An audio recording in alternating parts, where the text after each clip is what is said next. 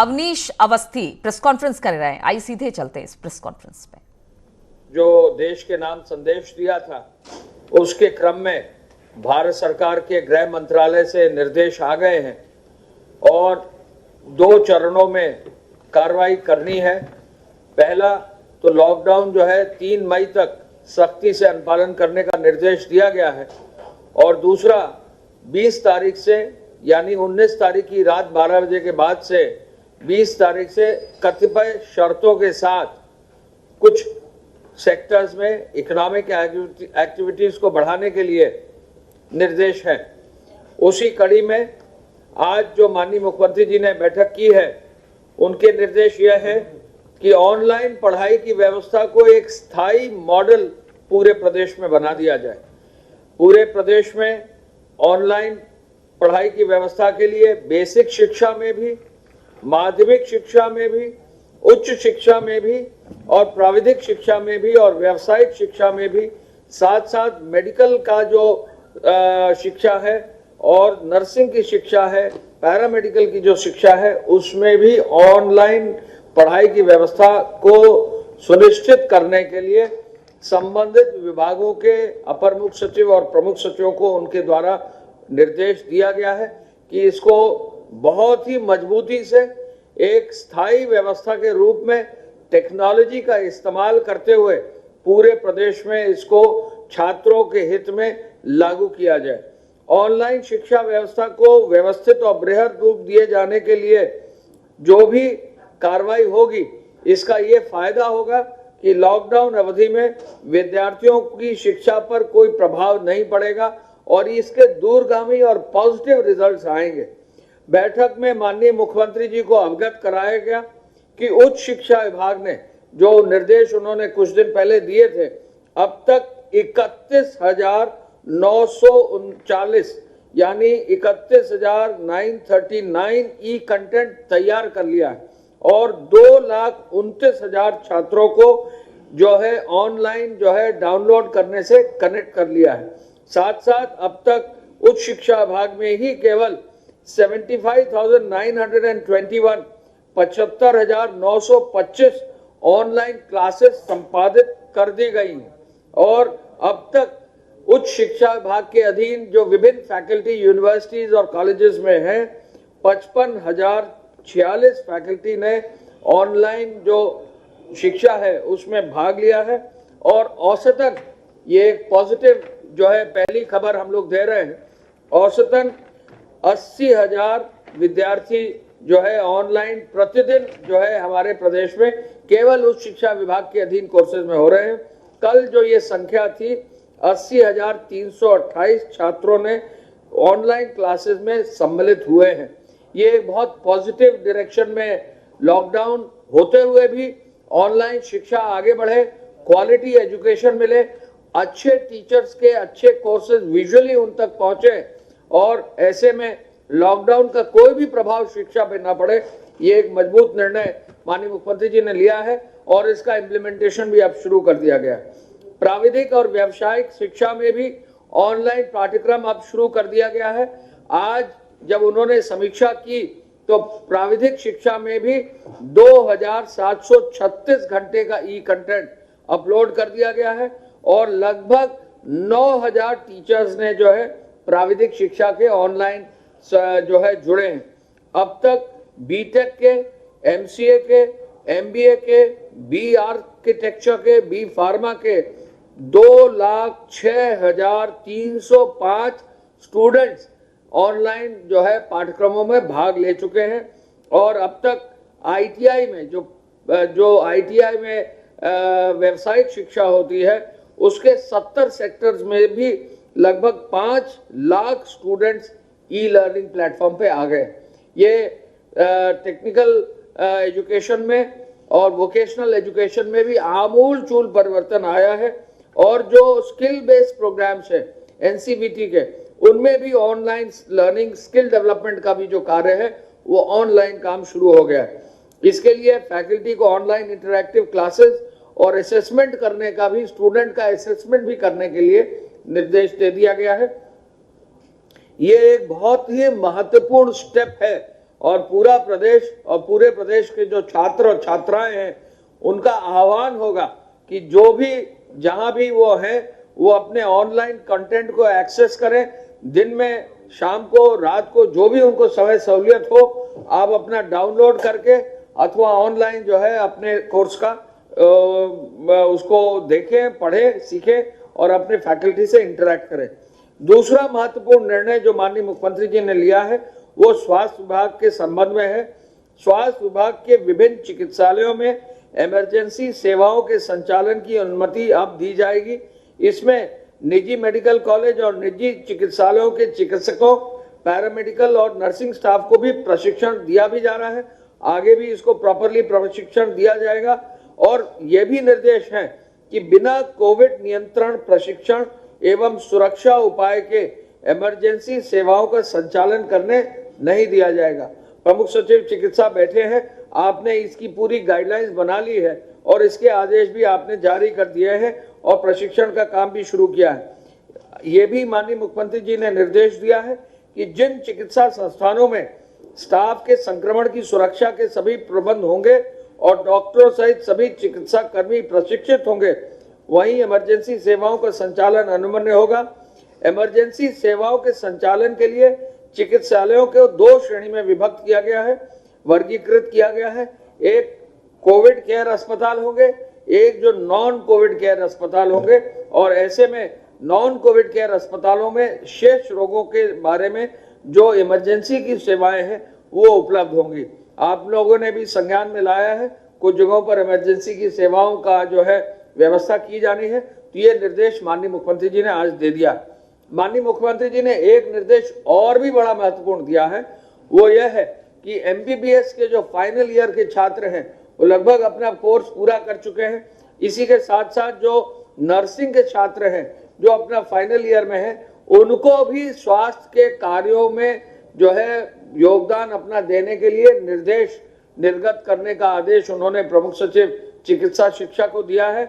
और ये आदेश भी अब जारी कर दिए गए हैं, जिससे कि एक एडिशनल मैन पावर और यंग मैन पावर जो है, यूथफुल मैन पावर, जिनको इस समय महामारी के समय अगर ट्रेनिंग करके काम करने का मौका मिलेगा तो लॉन्ग टर्म में उनका एक्सपीरियंस का भी फायदा होगा। ये भी निर्देश आज उन्होंने दे दिए हैं। आपको संज्ञान में है कि भारत सरकार ने जो गाइडलाइंस जारी की है उस क्रम में माननीय मुख्यमंत्री जी द्वारा आज निर्देश ये दिए हैं कि जैसा भारत सरकार ने आदेशित किया है अपनी गाइडलाइंस में, उसके अनुरूप निर्माण कार्य पर भी अब अनुमति होगी 20 अप्रैल से, यानी 19 तारीख की रात 12 बजे के बाद 20 अप्रैल से की तारीख से बड़े निर्माण कार्यों को प्रारंभ किए जाने की अनुमति कतिपय शर्तों के अधीन प्रदान किए जाएंगे। ये निर्देश माननीय मुख्यमंत्री जी ने दिया है। इन परियोजनाओं में सड़क, एक्सप्रेसवे, हाईवे, मेडिकल कॉलेज का निर्माण, बड़े हाउसिंग प्रोजेक्ट्स का निर्माण, ये जो है उसमें शामिल है। इसके साथ साथ भारत सरकार द्वारा यह भी निर्देशित किया गया है कि ऐसे परियोजनाओं से जुड़े हुए इंजीनियर और श्रमिकों की जो है चिकित्सकीय व्यवस्था भी हम इंश्योर करेंगे, सोशल डिस्टेंसिंग भी इंश्योर करेंगे और ये भी पालन कराएंगे कि वो जो भी निर्माण कार्य करें वहीं विद इन दी परिसर जो है उनके रहने और खाने पीने की व्यवस्था हो, जिससे कि कहीं किसी को बहुत मूवमेंट करना ना पड़े। ये एक महत्वपूर्ण निर्णय माननीय मुख्यमंत्री जी ने आज अपनी बैठक में दिया है। इसकी भी डिटेल गाइडलाइंस और अनुमति और आदेश शासन से जारी जल्दी ही किए जा रहे हैं। हम ये भी आपको बताना चाहेंगे कि जहां ये निर्माण कार्य शुरू होंगे तो इकोनॉमिक एक्टिविटी तो बढ़ेगी, वहां जो हमारे कामगार हैं, जो वहां हमारे रोजगार प्राप्त करने वाले मजदूर हैं, उनको भी फिर जो है गेनफुली एम्प्लॉय कर दिया जाएगा और इससे काफी हद तक जो है हमारा प्रदेश भी विकास की राह पर आगे बढ़ेगा। उद्योग विभाग के लिए पहले ही आपको मालूम है, मैं डेली आपको बता रहा हूं कि दवा के जो मैन्युफैक्चरिंग के जो यूनिट्स हैं, मेडिकल सुरक्षा से जो जुड़े हुए यूनिट्स हैं, आटा मिल है, दाल मिल है, राइस मिल है, इसके साथ साथ आवश्यक वस्तुओं से जुड़े हुए जो सामग्री के निर्माण के उद्यम है, उनको पहले ही प्रदेश सरकार ने अनुमति जारी कर रखी है। ईंट भट्टों के लिए भी पहले ही अनुमति जारी कर रखी है।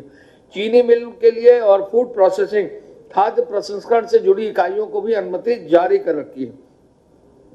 अब माननीय मुख्यमंत्री जी ने ये कहा है कि जो भारत सरकार की नई गाइडलाइंस आई हैं उसके अनुसार नई अनुमति 20 अप्रैल से ऐसे औद्योगिक इकाइयों को दिया जाएगा जो एक इंटीग्रेटेड कॉम्प्लेक्स के अंदर 4 दीवारी के अंदर स्थित है, यानी वो पूरी तरह से एनसर्कल्ड हैं और उनके टेक्निकल व अन्य कर्मचारी साइट पर ही उपलब्ध है और ऐसे इकाइयों को सोशल डिस्टेंसिंग के पालन के साथ संचालित किए जाने की अनुमति रहेगी।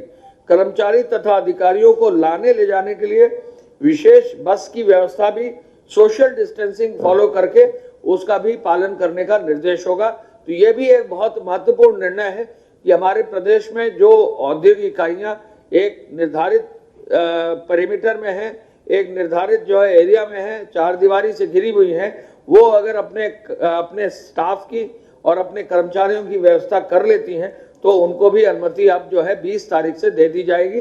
ऐसा निर्देश सभी जिला प्रशासन और पुलिस को और जनपद स्तरीय अधिकारियों को दे दिया जाएगा। जो अन्य महत्वपूर्ण निर्णय है वो भी हम आपको बता दें। आपको मालूम है कि 10 से 4 बैंकों ने जो है अपना कार्य किया है। छुट्टी के दिन भी हमारे बैंक के सीनियर ऑफिसर्स ने, बैंक के कर्मचारियों ने काम किया है और हम ये बहुत ही क्लियरली राज्य सरकार की ओर से, माननीय मुख्यमंत्री जी की ओर से कहना चाहेंगे कि बैंकों के स्टाफ ने उत्तर प्रदेश के अंदर जो सहयोग हमारे प्रदेश के लिए दिया है, जो कामगारों के लिए सहयोग दिया है, जो मनरेगा मजदूरों के लिए सहयोग दिया है, जो जनधन योजना में महिलाएं गई हैं उनका सहयोग दिया है, वो एक अपूर्णीय सहयोग है और उसके लिए निश्चय ही राज्य सरकार, प्रदेश सरकार, माननीय मुख्यमंत्री जी स्वयं बैंकों की तारीफ कर चुके हैं। एक नया कार्य जो है शुरू करने का आज ही से निर्देश दिया है माननीय मुख्यमंत्री जी ने। स्टैंप और रजिस्ट्री की शर्तों के अधीन ई ऑनलाइन जो है स्टैंप रजिस्ट्री करने के लिए ये निर्देश आज जारी कर दिए गए, यानी रजिस्ट्री और स्टैंप खरीदने और बेचने का कार्य आज से शुरू हो गया है। प्रदेश में जो भी रुके हुए स्टैंप या रजिस्ट्री के काम हैं वो अब शुरू हो जाएंगे। सब रजिस्ट्रार ऑफिस जो है विद इन सोशल डिस्टेंसिंग और बहुत मिनिमल कर्मचारियों के साथ उसको कार्य करने की अनुमति स्टैंप डिपार्टमेंट द्वारा माननीय मुख्यमंत्री जी के आदेशानुसार कर दिया गया है।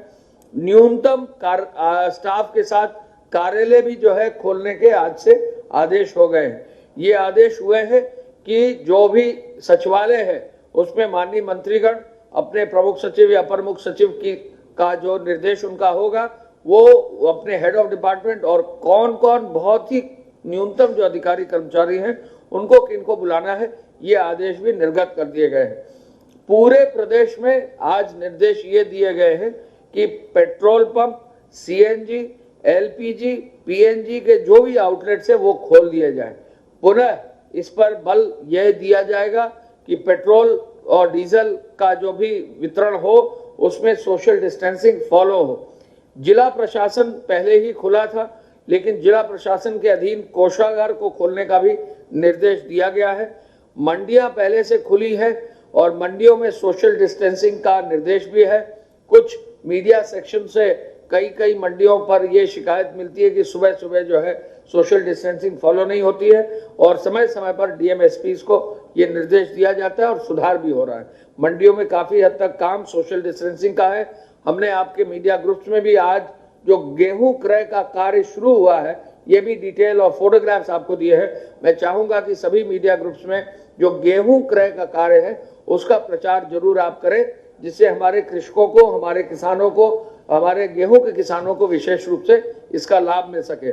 और साथ साथ पशु चिकित्सालयों को भी खोलने का निर्देश दिया है। एक माननीय मुख्यमंत्री जी ने आदेश और दिया है कि जगह जगह जो है पशुओं के लिए चारे की व्यवस्था, जैसा मैंने कल आपको कहा था, चारे की व्यवस्था पूरे साल करने के लिए एक भूसा जो है इकट्ठा करने के लिए भूसा का बैंक बनाने के लिए भी पशुपालन विभाग को निर्देश दिया है।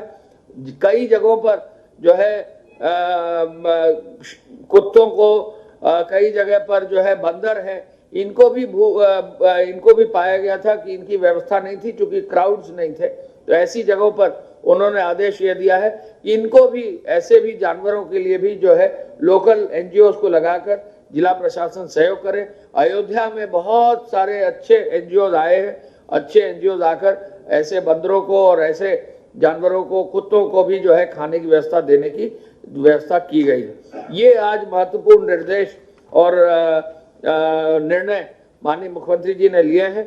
मैं फिर आपसे कहना चाहूंगा, ऑनलाइन पढ़ाई की व्यवस्था, स्वास्थ्य विभाग और स्वास्थ्य विभाग में इमरजेंसी सेवाओं की व्यवस्था, निर्माण कार्य 20 तारीख से करने की व्यवस्था, उद्योग विभाग में जो अभी तक चल रहे हैं उनको आगे चलाने के लिए और नए निर्माण कार्यों, नए उद्योगों को चलाने के लिए 20 तारीख की व्यवस्था, और विशेष रूप से जो अन्य निर्णय हैं, बैंकों से, स्टाम्प रजिस्ट्री से, कार्यालयों की व्यवस्था, पेट्रोल पंप की व्यवस्था, कोषागारों की व्यवस्था, मंडियों की व्यवस्था और पशु चिकित्सालयों को खोलने की व्यवस्था का निर्देश आज उन्होंने दिया है। मैं चाहूंगा कि प्रमुख सचिव चिकित्सा पहले अपनी बात कर ले और फिर अन्य बिंदुओं पर मैं अलग से आपको ब्रीफ करूंगा। धन्यवाद। प्रदेश में अभी तक कुल 44 जनपद से संक्रमण के प्रकरण आए हैं। कुल संक्रमित लोगों की संख्या 727, 727। 44 में से एक जिला पीलीभीत, आप जानते हैं कि इस समय वहाँ कोई एक्टिव केस नहीं है। इनमें से 55 लोग उपचारित होकर डिस्चार्ज हो चुके हैं, ये वापस अपने घर जा चुके हैं। 11 लोगों की दुर्भाग्यपूर्ण मृत्यु हो गई है। हालांकि जैसा मैंने आपको पहले बताया कि सभी के साथ कोमॉर्बिडिटी या ओल्ड एज का संबंध रहा है। इस समय तक जो फैसिलिटी क्वारंटाइन में रखे गए हैं, जो पॉजिटिव या उनके कॉन्टैक्ट्स हैं या जो और लक्षणों के आधार पर रखे जाते हैं, वो नंबर है 10,661, 10661। कल भी 2,433 सैंपल्स की टेस्टिंग हुई प्रदेश में। जैसा आपको मैं बार बार बता रहा हूं, लगातार बता रहा हूं, शुरू में हम 150, 200, 250 तक की टेस्टिंग कर रहे थे। ये बढ़ते हुए 800 पहुंचा, 1000 पहुंचा और अब हम हर दिन 2000 से अधिक टेस्टिंग कर रहे हैं। कल भी 2,433 सैंपल्स टेस्ट किए गए और 2,400 से ज़्यादा सैंपल्स वहाँ भेजे भी गए, प्रयोगशालाओं में भेजे भी गए। कल शाम में सभी जनपदों को ये निर्देश दिए गए हैं कि अब उनको, यदि उनके यहाँ कोई भी केस नहीं है तो भी उनको कम से कम 20 सैंपल प्रतिदिन भेजने हैं और जहाँ पर जो हॉटस्पॉट्स हैं या जहाँ ज़्यादा केसेस आए हैं उनको काफ़ी ज़्यादा संख्या में भेजने हैं। जहाँ 50 से ज़्यादा केसेस हैं उन जनपदों को ये कहा गया है कि आप 150 से 200 केस, 200 सैंपल्स जरूर कलेक्ट करके आप भेजेंगे। अधिक से अधिक संख्या में हम लोग सैंपलिंग कराना चाहते हैं, टेस्टिंग कराना चाहते हैं, ताकि जो भी इन्फेक्शन है उसको जल्दी से जल्दी डिस्कवर कर लिया जाए और उनके जो कॉन्टैक्ट्स हैं उनको हम कम्युनिटी से बाहर निकाल लें, उनको फैसिलिटी क्वारंटाइन में ले आएँ और उनका हम इलाज करवा सकें। जहाँ भी जो भी हॉटस्पॉट्स बने हैं, ये आइडिया है कि उसमें बहुत ही एग्रेसिव सर्वेलेंस और एग्रेसिव कंटेनमेंट की एक्सरसाइज हो, ताकि जो इन्फेक्शन है वो और ज़्यादा न फैलने पाए। जो केसेस आए हैं उनमें जो एज प्रोफाइल है उसका जो एनालिसिस है वो इस तरह है कि जो 0 से 20 ईयर्स का जो ग्रुप है उसमें कुल 17% केसेस हैं, 17%। 0 से 20 का जो एज ग्रुप है उसमें 17% केसेस उसमें आए हैं। जो 21 से 40 साल का एज ग्रुप है उसमें 46.5%, 46.5% केसेस उससे आए हैं।